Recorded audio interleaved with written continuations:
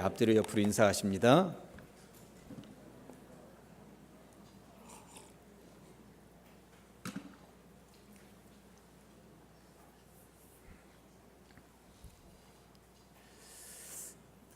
(10월이) 되었습니다. 어떤 분들은 믿겨지지 않는다고 그러더라고요. 벌써 10월이냐고, 1년이 3개월밖에 안 남았다고 걱정하는 분들이 있고, 내가 나이를 먹긴 먹었는가 보다 이러는 분들도 간혹 있습니다. 세월이 이렇게 빠르게 지나갔습니다.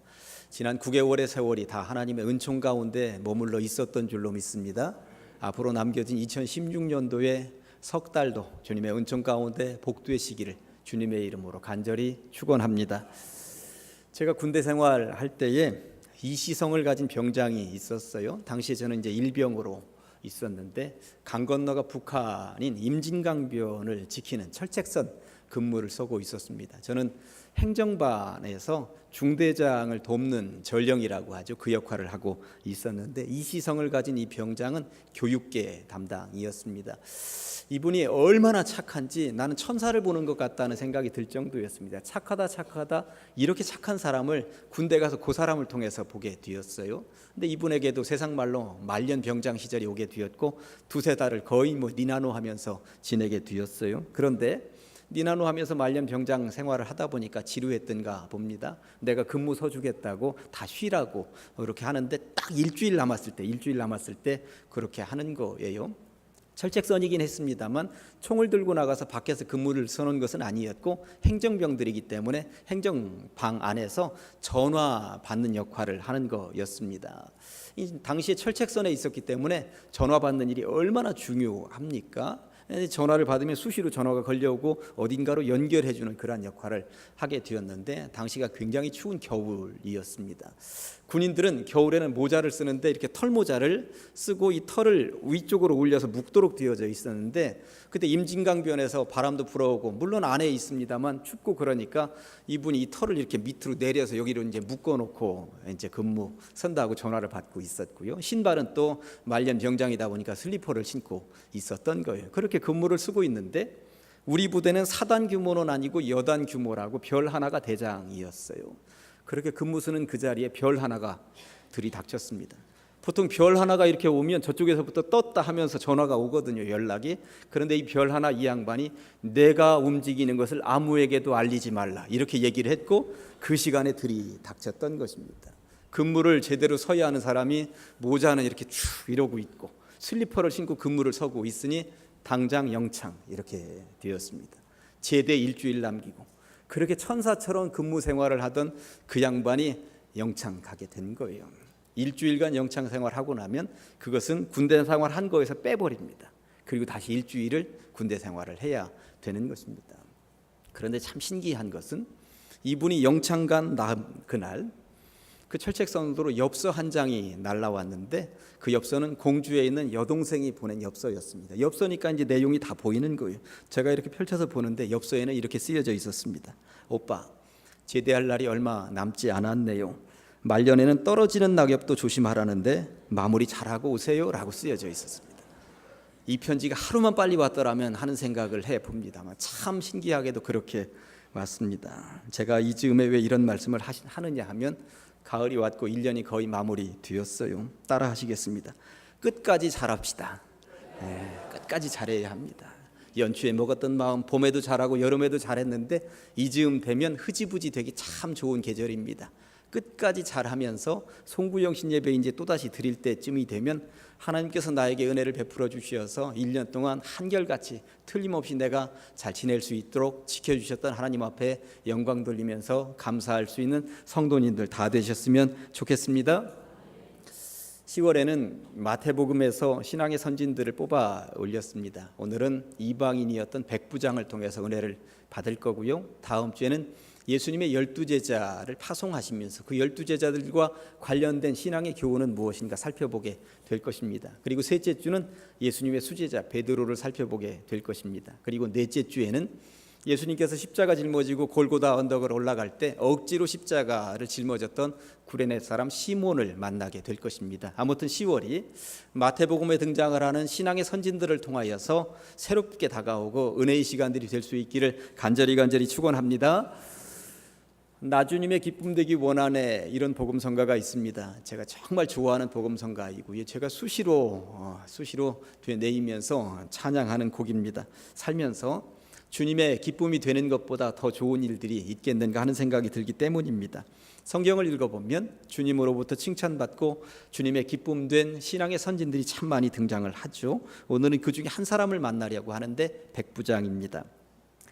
2000년 전의 군대 조직은 10부장, 100부장, 1000부장으로 해서 10부장은 10명의 부하가 있다는 이야기고 100부장은 100명의 부하가, 1000부장은 1000명의 부하가 있다는 이야기인 것입니다. 지금 오늘 등장하는 100부장은 100명의 부하가 있다는 이야기이고, 그리고 100명의 부하가 있다는 것은 오늘날로 따지면 중대장급 정도 된다고 보시면 되는 것입니다.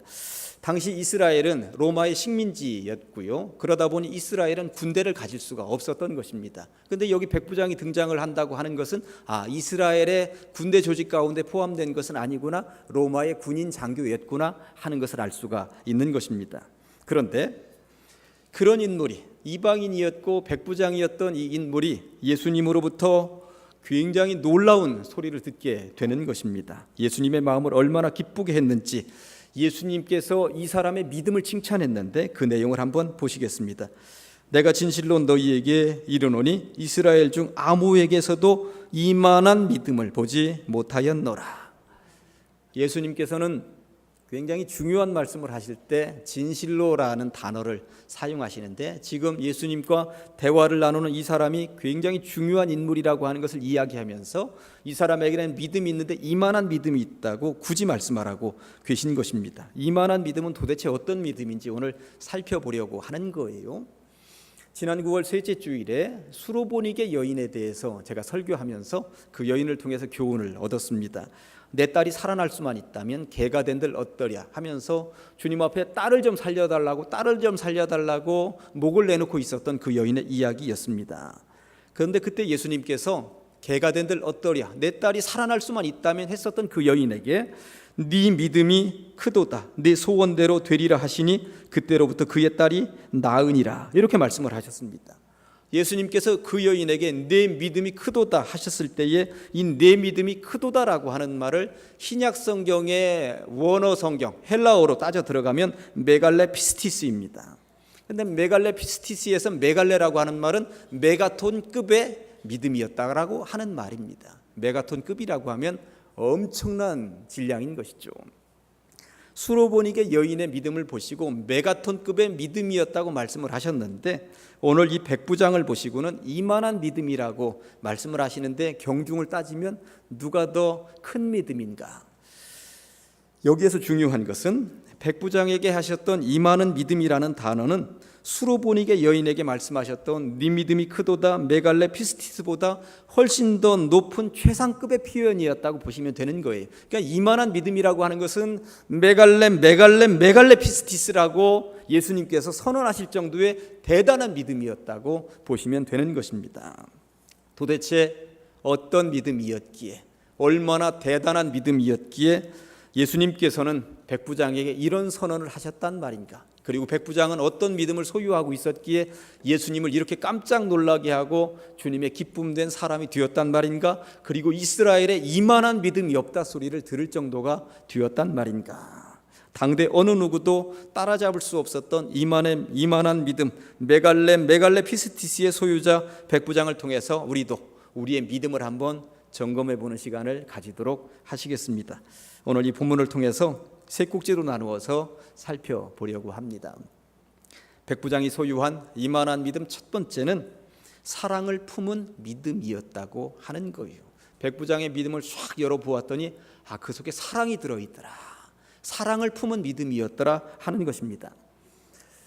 당시에 로마 권력은 정말 대단했습니다. 전 세계의 지배자였으며 모든 길은 로마로 통하던 시대였던 것이죠. 더군다나 식민지 지역에서 100명의 부하를 거느리고 있는 장교였다고 한번 생각을 해보십시다. 일제시대 마을에 칼을 찬 순사 하나만 나타나도 모든 사람들이 부들부들 떨던 시대가 있었죠. 그런데 천하를 주름잡던 로마군을 100명이나 거느리고 있는 백부장이었다고 생각을 한번 해보세요. 이런 사람 집안에는 도대체 종이 몇 명이나 될까요? 그런 생각도 한번 해보게 되었습니다. 당시 종이나 하인이나 인격이 없던 시대였습니다. 집안에서 온갖 굳은 일을 다 시키면서 먹이고 재워주면 끝이었던 시대였던 것 아닙니까? 그러다가 그런 종이 아프다 그러면 표현이 죄송합니다만 내다 버리면 끝나던 시대였습니다. 누가 뭘 하겠습니까? 눈 하나 끔찍하지 않고 이런 일이 가능하던 시대였던 것이죠. 그런데 권력자 백부장이 하인 하나 살리겠다고 예수님 앞에 와서 넙죽 엎드린 거예요. 6절입니다. 이르되 주여 내 하인이 중풍병으로 집에 누워 몹시 괴로워하나이다. 이 하인 입장에서 제가 한번 생각을 해보았어요. 하인은 얼마나 행복했을까. 내다버려도 누구 하나 뭐라고 하지 않을 만한 그런 존재인데 내 주인이, 더군다나 100명의 수하를 거느리고 있는 이 백부장이 나 하나 살리겠다고 의사도 찾아다니고 약도 찾아다녔을 거예요. 그런데 안 되니까 결국 예수님께, 그 당시로선 시골뜨기 청년이었거든요. 그런 예수님께 가서 살려달라고, 내 종을 좀 살려달라고 부탁을 하고 있으니 이 하인으로서는 얼마나 눈물 나는 일이겠습니까? 이제 죽어도 내가 여한이 없겠다. 내 주인이 나를 어떻게 여기는지 내가 알겠다. 이런 얘기, 이런 생각 가지고 있지 않겠습니까? 그런데 또 이런 생각을 제가 해보았습니다. 이 하인이 얼마나 잘했으면 주인이 이렇게까지 나섰을까 하는 것입니다. 백부장에게 있어서 얼마나 필요한 하인 종이었으면 이렇게 살려내고 싶었을까 하는 것입니다. 인정을 받았다는 말 아닙니까? 모르긴 몰라도 이 하인을 보면서 저는 창세기에 등장을 하는 보디발 집안의 종으로 팔려갔던 요셉 생각이 난 거예요. 당시 보디발은 요셉을 철저하게 믿었습니다. 집안의 모든 것 다 요셉에게 맡겼던 것이죠. 그런데 나중에 잘못 뛰어서 보디발의 부인에 의해서 강간 미수범으로 잡혀 들어갑니다만, 신약시대의 로마 권력이 대단했습니다만 구약시대의 이 애굽의 권력이 얼마나 대단한 거였습니까? 그런데 애굽 권력의 중심에 있었던 인물 보디발이 자기의 부인을 건드렸다는 이유로 요셉을 옥에 가두는데, 옥에 가둔 것만 가지고 한번 생각을 해보면 이게 죽이지 않았다고 하는 것에 우리들은 한번 신경을 써서 생각해 볼 필요가 있습니다. 당시 그런 권력자의 부인을 건드렸다는 이야기를 듣고 당장 죽여라 이렇게 해야 맞는데 요셉을 죽이지 않습니다. 그냥 옥에만 가두어라 이랬다고 하는 것은 요셉을 믿었다는 것입니다. 우리 집에서 종로로 타고 있는 저 요셉, 비록 저런 소문이 들리지만 요셉은 그럴 놈이 아니다. 믿어졌다고 하는 것이죠. 내 부인이 저 녀석을 강간 미수범으로 나한테 신고하는 것처럼 욕을 하면서 일러 바쳤지만 내가 보니까 평소에 부인 하는 짓거리 보면 이놈의 마누라가 분명히 꼬드겼구나 이랬다는 거예요. 제가 볼 때는 그랬다는 것입니다. 그러니까 요셉 종은 믿어지고 마누라는 안 믿어지는 거예요. 당시 이랬다라고 생각을 해볼 때에 신뢰가 가는 사람이 있습니다. 어떤 행동을 해도 어떤 말을 해도 지금은 저런 행동을 하고 저런 말을 하지만 나는 저놈을 믿는다. 이런 사람이 분명 있다는 것입니다. 그런 사람은 어떻게든 살리고 싶은 것이죠. 언제까지든지 내 곁에 두고 싶은 것입니다. 보디발에게 있어서 요셉이 그런 사람이었다는 것이고요. 백부장에게 있어서 이 하인이 그런 사람이었다고 하는 것입니다. 벌써 10년도 더 된 것 같은데 영화 가운데 악마는 프라다를 입는다라고 하는 영화가 있었어요. 참 재밌게 보았습니다. 여자 주인공이 전 세계를 주름잡고 있는 패션 전문 회사에 취직을 했습니다. 그런데 그 회사의 편집장이 참 이게 보통 사람이 아니에요. 일을 시키는데 낮에도 시키고 밤에도 시키고 뭐 물불 가리지 않고 시킵니다. 어느 정도까지 일을 시키냐면 해리포터 소설이 아직 출간되지도 않았는데 그 소설 구해오라고 시킵니다. 그런데 이 여자 주인공이 구해옵니다. 여자 주인공은 얼마나 분주한지 데이트할 시간도 없어서 남자친구하고도 결국은 헤어지게 되는 것이죠. 이 괴팍한 편집장의 심부름, 일거리는 그칠 줄을 모르고 자꾸 더 늘어나고 결국은 여자 주인공도 한계에 다다랐습니다. 도저히 더 이상 버티지를 못하고 그만두게 됩니다. 그리고 곧바로 다른 회사에 취직을 하죠. 그 회사 책임자하고 처음 만나는 날이 뒤였습니다. 회사 책임자가 이렇게 말을 합니다. 제가 보니까 당신은 전에 다니던 패션 전문 회사를 1년도 안 되어서 그만두셨군요. 그래서 그 회사에 당신이 어떤 사람인지 제가 물어보았답니다. 그랬더니 답이 왔는데 당신을 놓치면 바보가 될 것이라고 하는 답이 왔더군요. 이러고 이제 영화가 거의 끝나는 장면입니다. 편집장은 여자 주인공이 비록 1년을 버티지는 못한 것 때문에 마음은 안 들어 했지만 어디 가서든지 이 정도 버텨내는 사람이면 어디 가서든지 무슨 일이든지 다 해낼 것이라고 추천해 주었던 것입니다.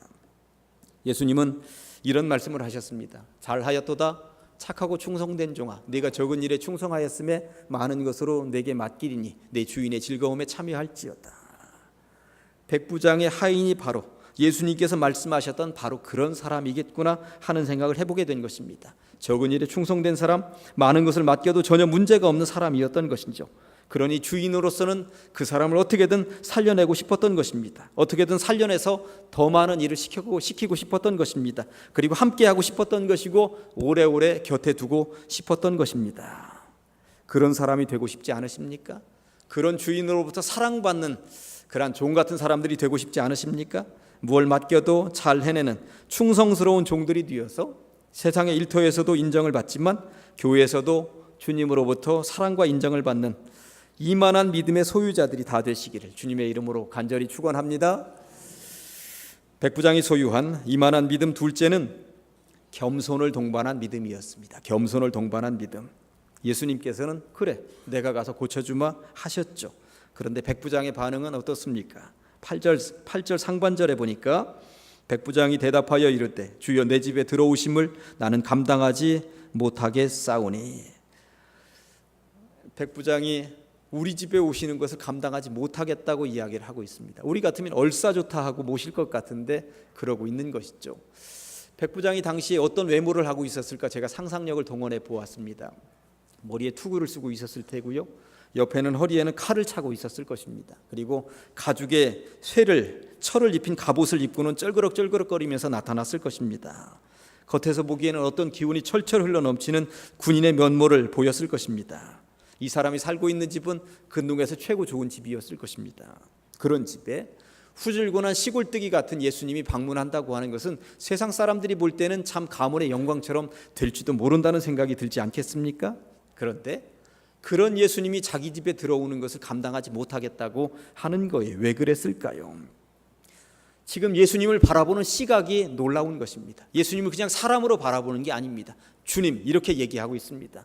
예수님을 신으로 인정하는 것입니다. 신이신 당신이 나같이 허접한 사람 집에 어떻게 오신단 말입니까? 이런 말은 조선시대 세종대왕이 시골의 허름한 집에 온다고 그러면 여러분들 감당하시겠습니까? 못하는 것입니다. 우리 집에 어떻게 오십니까? 이렇게 허름한 집에 어떻게 왕이 오신단 말입니까? 이것과 똑같은 이야기인 것입니다. 눈에 보기에는 최고의 권력자이었겠습니다만 영적인 시각으로 그는 하늘 하나님을 집에 모신다 하는 것은 도저히 자기의 영역을 벗어난 엄청난 일이었기 때문에 도저히 감당할 수 없다는 겸손을 보이고 있는 것이죠. 구한말 독립운동가 가운데 고당 조만식 선생님을 아십니까?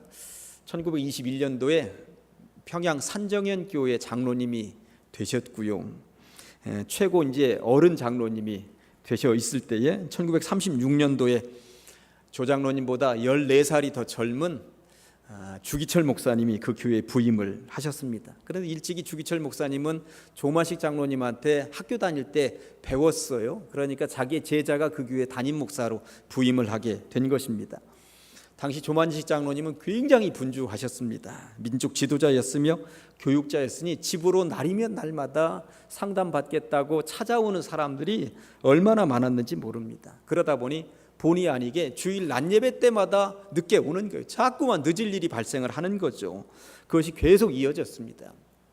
어느 날인가 그 주일날도 전번에 몇 분 늦게 헐레벌떡 예배당으로 들어서고 계셨습니다. 주기철 목사님이 강대상에 서 계시다가 조 장로님 예배 시간에 늦으셨습니다. 자리에 앉지 마십시오. 예배 끝날 때까지 서서 예배 드리십시오.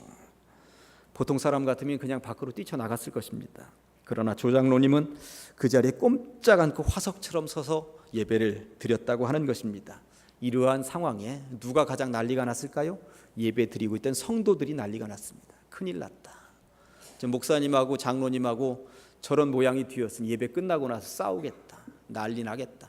담임 목사 쫓겨나거나 장로님이 교회를 옮기거나 둘 중에 하나 하겠다. 교인들 예배도 못 드리고 마음이 두근반 세근반 하고 있었던 것입니다.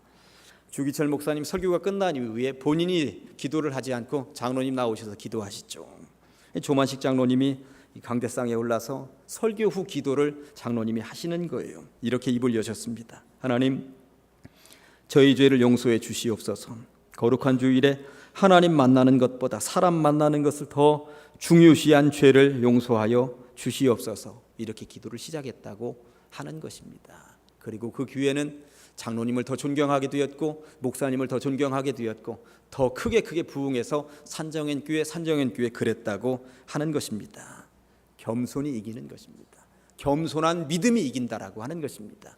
믿음 생활 오래 하면 그 믿음이 교만해질 수도 있습니다. 그러나 교만한 믿음이 아니라 겸손한 믿음을 가지고 있을 때 그것이 역사하는 것이고 주님께서 보시기에 예뻐 보인다라고 하는 사실을 오늘 우리는 백부장을 통해서 분명히 알 수 있는 것이고 조만식 장로님을 통해서도 분명히 알 수가 있다는 것입니다.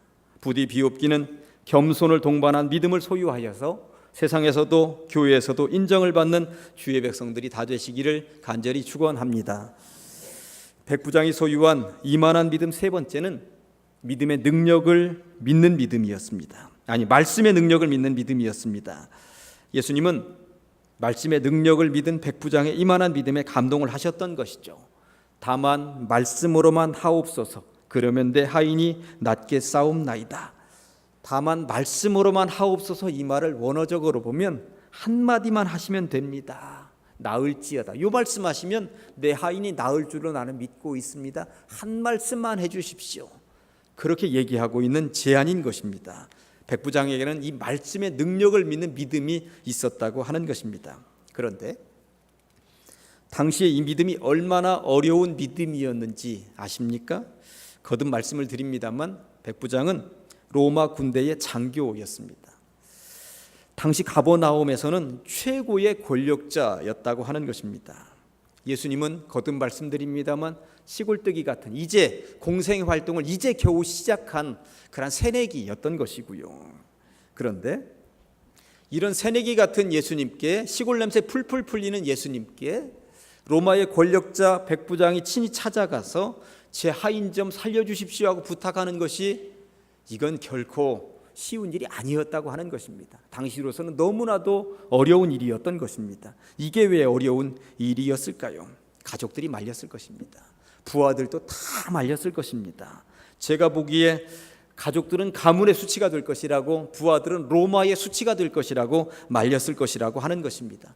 어떤 의사로도 어떤 약으로도 고치지 못하는 질병을 시골뜨기 청년이 고친다는 것이 말이 되느냐며 말리고 또 말렸을 것이라고 하는 것입니다. 우리는 지배자입니다. 그런데 어떻게 저 식민지 백성, 식민지 청년에게 찾아가서 부탁을 한단 말입니까? 말이 안 됩니다. 그런데 그런 만류들에도 불구하고 이 백부장이 예수님께 찾아갔다고 하는 것입니다. 만에 하나라도 하인의 병을 고침받지 못하면 백부장이 가족들 앞에서 고개를 들 수 있겠습니까? 모르긴 몰라도 로마 장교직 내려놓아야 할지도 모르는 상황이었습니다. 사람들은 이렇게 수군거릴 것입니다. 우리 백부장 말이야, 하인 하나 살린다고 시골뜨기 청년을 찾아갔다지 그 앞에서 하인 하나 살려달라고 구걸하다시피 머리를 조아렸다는구만. 고치지도 못하고 종놈은 죽어나가고 온갖 망신은 다 시키고 결국 장교 옷도 벗었다는구만. 이런 소문이 파다하게 날 수밖에 없는 상황으로 치달릴지도 모르는 상황이었습니다. 만에 하나라도 예수님을 통해서 하인의 질병을 고침받지 못하면 이런 상황으로 내몰릴지도 모른다는 사실을 백부장 본인은 몰랐을까요? 알았습니다. 다 알았다고 하는 것입니다. 그러나 그는 갔습니다. 왜 갔을까요? 믿음이 있기 때문에. 믿음이면 이길 수 있다는 그 확신이 있었기 때문에 백부장은 갔다는 것입니다. 그리고 하인은 살아났고요. 예수님으로부터 이만한 믿음, 메갈레 피스티스라는 소리를 들은 줄로 믿습니다. 결국 믿음이 이기는 것입니다. 이제 말씀을 정리합니다. 백부장은 예수님으로부터 이만한 믿음을 소유한 대단한 믿음의 소유자라는 인정을 받았습니다. 하인을 향한 사랑을 품은 믿음이 있었기 때문에, 겸손을 동반한 믿음이 있었기 때문에 가능했습니다. 그리고 무엇보다도 주님의 말씀에는 능력이 있다는 철저한 믿음이 있었기 때문에 가능했다는 것입니다. 결국 믿음이 이기는 줄로 믿습니다.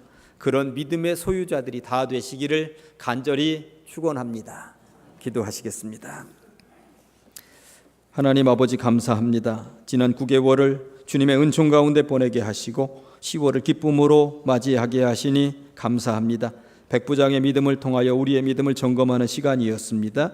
사랑을 품은 믿음, 겸손을 동반한 믿음, 그러나 무엇보다도 말씀의 능력을 믿는 믿음을 소유하게 하여 주시옵소서. 예수님의 이름으로 기도합니다. 아멘.